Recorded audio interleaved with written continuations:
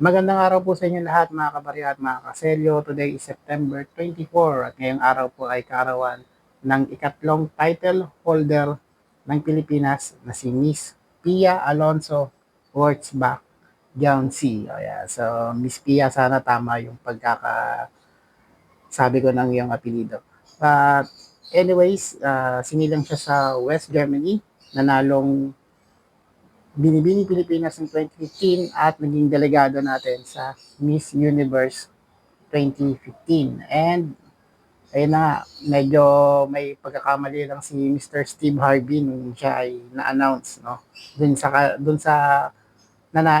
una niyang sinabi, yung first runner up, hindi niya nabanggit yung panalo, pero binawi niya rin, no? Malinaw yung nakalagay sa sobre. But anyway, siya yung pinaka kilala o popular na kandidata na nanalo noon. So, and ito yung isa sa mga pinakamagandang collection na nakuha ko.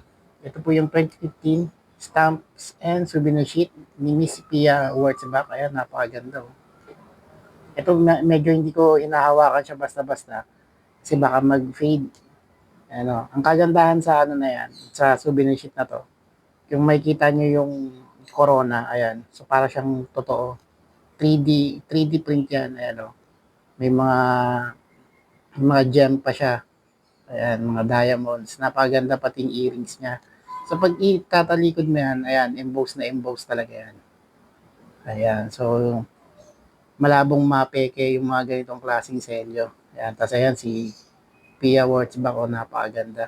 Happy birthday sa iyo, ma'am, ha? Sana makarating sa iyo itong video na to. Ito yung souvenir sheet. So, 2015 release, may halagang 40 pesos. Ito naman yung stamps. Ayan. Sa stamps, ganun din. Wala lang siyang emboss, pero napakasimple lang ng disenyo.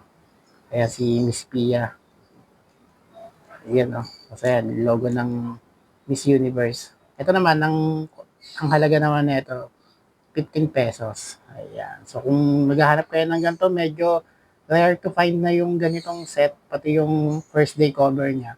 So, napakaswerte ng may mga ganitong copy ng souvenir sheet and stamps sa ngayon.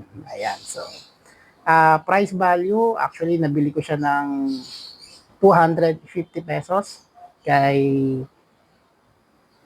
kay Sir William Chua. Ayan. So kung gusto niyo po ng mga stamps kagaya nito, puntahan niyo lang po yung page ni Sir William Chua. Ayan. So maraming salamat po sa panonood.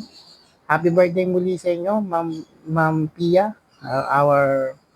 one of our reigning queen. Ayan. So kung gusto niyo pa po ng mga ganitong klaseng content, please consider like and follow my page sa TikTok, Facebook. Meron na rin po sa YouTube. Celio Pilipinas po ang aking pangalan. Ayan, so maraming salamat po. Hanggang sa muli, mabuhay ang numismatic and philately dito sa Pilipinas.